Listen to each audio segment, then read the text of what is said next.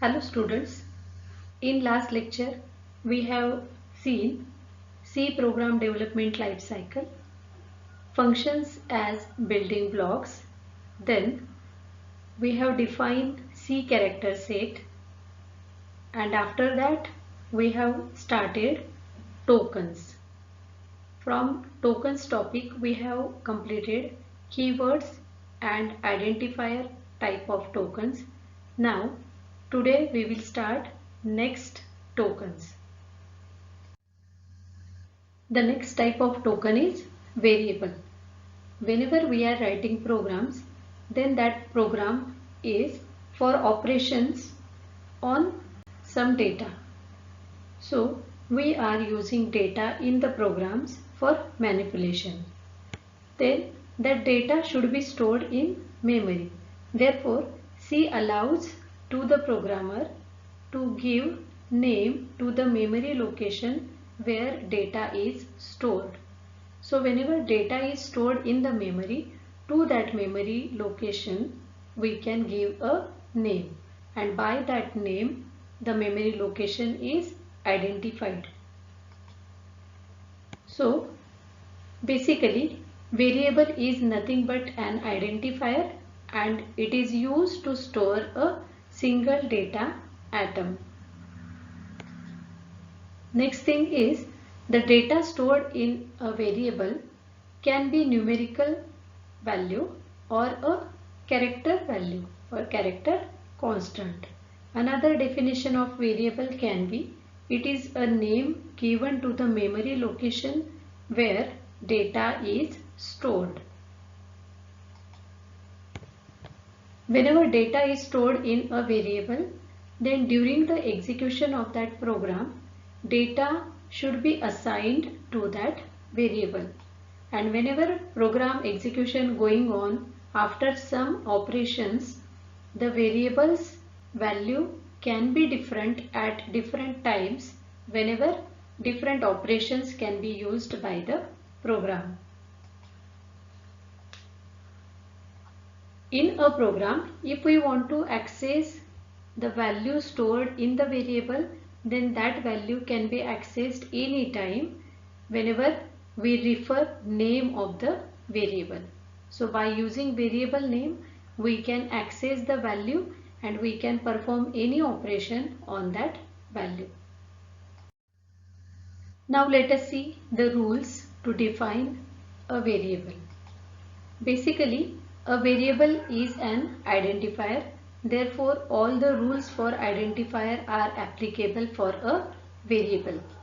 Second thing is, while naming variables, we should use self-explanatory or meaningful names to the variables so that we can remember them easily, as well as whenever we want to access that variables, it will be easy to call that variables for some operation. Here some valid variable names are given: sum total, average height, rank 1. Now see, these all variables are following the rules of identifier, as well as they are sufficiently describing themselves. That average height, it is giving us some meaning, what value can be stored or might be stored in this variable. So variable name should be meaningful. Some invalid variables are given here, like hash no or 50th, then lotus 123. Basically, as we said, variable is an identifier, so all the rules are same. Okay, so here special character is used which is not allowed. In 50th, 50 is used as a digit for the starting of the variable, it is also invalid, and in lotus 123 a space is used which is not allowed. So these are the rules to define a variable. Every variable is associated with its name, its value and its memory address. So consider that whenever we declare one variable num, then num is nothing but name of the variable. If we are storing value 20 in the variable num, then 20 is the value of that variable, and there is some memory location at which the variable is stored, that is called as memory address. So every variable is associated with these three things: variable's name, its value, and its memory address. By using variable name, we can access its value, as well as by using address of the variable, we can also access its value. If we want to use some variables in our program, we should know how to declare that variables.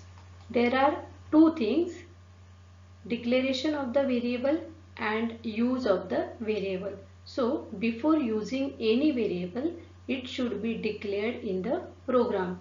Then only we can use that variable in the program. Second important thing is, in the declaration of variable, we should provide data type of that variable, and then one or any number of variables which are separated by comma and end with semicolon. Whenever we declare the variables, then that declaration informs the compiler about the name of the variables and under which data type the data should be stored. So this is nothing but declaration of the variables. So before using any variable, we should declare it. Proper syntax for declaration should be used. Here the syntax of variable declaration is given. Data type should be written, under which data type we want to store the value, or in which format we want to store the values, and data type followed by one or list of variables. For example, variable 1, comma, variable 2, comma, and n number of variables can be listed over there. Every declaration should end with semicolon. So if more than one variables are declared in a single line, they should be separated by comma, and that declaration should end with the semicolon. We can declare more than one variables in a single line. It is allowed. For example, int, this is the data type, okay, in which we can store integers, integer x, comma, y, comma, z, and end with semicolon. Again, another example can be float type of data, then average, comma, sum, semicolon. Next example is character type of data can be stored by using some variable ans. So variable name is not important here. As per our requirement, we can name them. So syntax for declaration of variable is important while using the variables in our program. After declaration, we can initialize the variables. Now what is meant by initialization? When we assign some value to the variable, then it is called as initialization. For example, integer I is equal to 5. So in this declaration, there are two things. We are declaring variable I, as well as we are initializing variable I with the value 5. Multiple variables can also be initialized in a single line. For example, integer sum is equal to 0, comma, I is equal to 10. So two variables of type integer are declared over here, sum and I, and sum is initialized with 0 and I is initialized with 10. So this is how we can initialize variables. Next type of token is constant. So as its name suggests, it is having the fixed value or literal that are directly used in the program. So constants are holding the value which is a fix. Means what? It does not change during the execution of the program. Therefore it is called as a constant and we can directly use them in our program. There are different types of constants in C language, that are integer constant, floating point constant, character constant, fourth is string literals, and last is enumeration constant. Now we will see every type of constant one by one. First is integer constant. It is a whole number which consists of sequences of digits. There are three types of integer constants: decimal, octal and hexadecimal. Now we will see what are the different rules used for these integer constants. So if the integer constant is decimal integer, then it should be group of the digits from 0 to 9. This is the first rule. And second thing, it should have at least one digit. Means decimal integer should not be empty. Then if integer constant is an octal integer, then it should be the combination of digits from 0 to 7 and its first digit should be 0.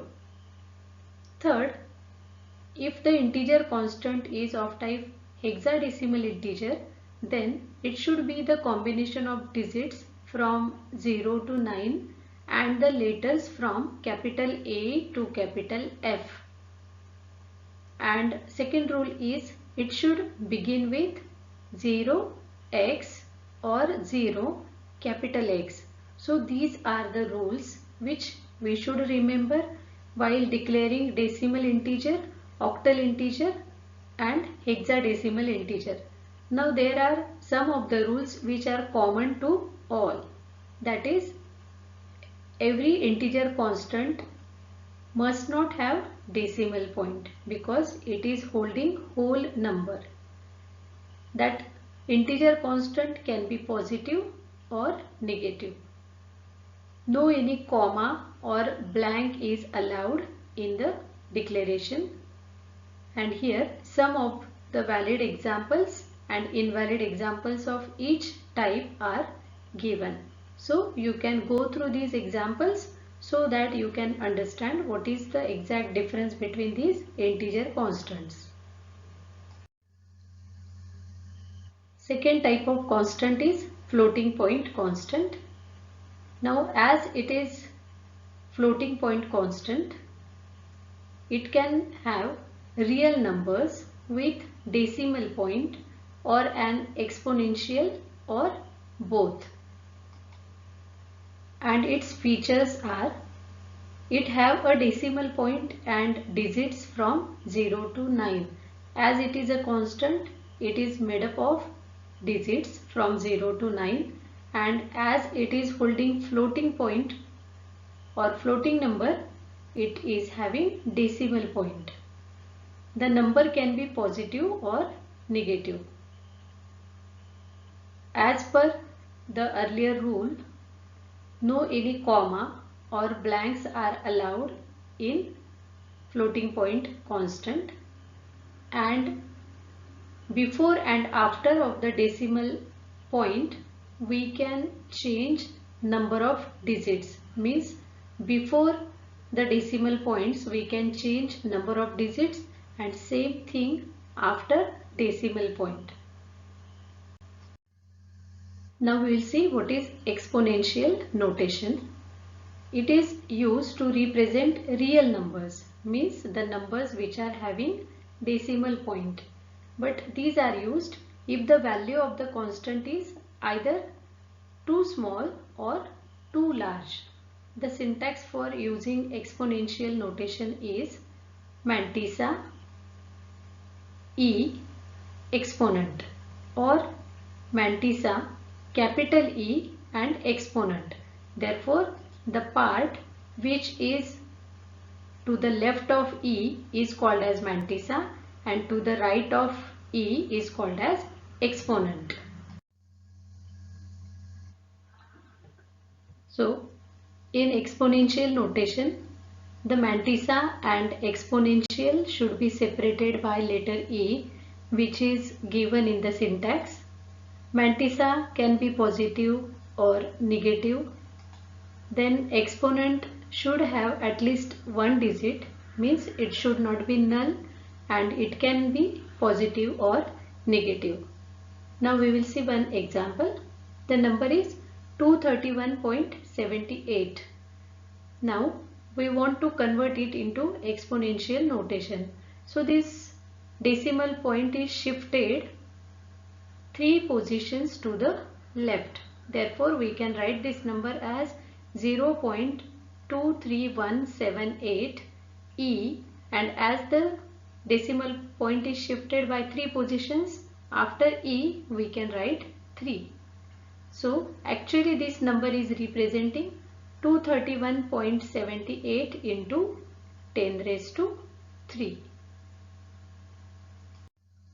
Now third type of constant is character constant. It is any single character from C character set, but it should be enclosed in single quotes.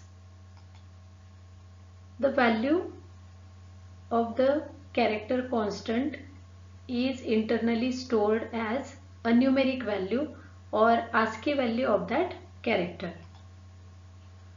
Memory requirement for character constant is 1 byte. For example, in single quotes we can write small a or hash or 2. So any character or any symbol from the character set of C which is enclosed in single quote can be called as character constant. But here internally this a will be stored as an integer, that is ASCII value of a is 97, therefore it will be stored in its ASCII value. This table is showing character constants, some of the character constants and their ASCII code, so that you can get the idea that which character is having what ASCII value. Now we'll see what are escape sequences. C supports some special character constants. These character constants are also called as backslash character constants because they contain a backslash and a character. Even if there is a backslash and a character, there are two characters, they are represent only one. Now this slide is showing us some of the escape sequences and their meanings. What is the purpose of using that escape sequence? For example, /R, it is used for the enter key or new line. /F, it is used for form feed, or /V, it is used for vertical tab. And the important one which we can frequently used in our program, /N, it is also for new line character. Next type of constant is string literals. So anything which is written in double quotes can be called as string literals or a string. So it consists of 0 or more number of characters enclosed within double quotes. When we say any character, then that can be digit, character or any special character and blank spaces which are enclosed in double quotes. Here double quotes are not part of the string. For example, in double quotes we can write welcome to C, then this is called as a string literals. Now see, whenever we are writing capital A in single quotes, then it is a character constant and it is stored as a numeric value of A. Okay? And whenever same capital A is written in double quotes or enclosed within double quotes, then it is a string literal and it is containing the character A, means its actual value. And this A will be followed by a null character represented by /0. So whenever there is a string literal, it is always ending with /0 or null character. Now if we consider character constant, then it requires 1 byte to store. But whenever we consider string literals, then it is the character itself having size 1 byte and every string is end with /0, then it requires 1 byte. So this is how character constant requires 1 byte for storing and string literals require 2 bytes for memory storage. So this is all about today's lecture. Hope you understood the things. Thank you so much.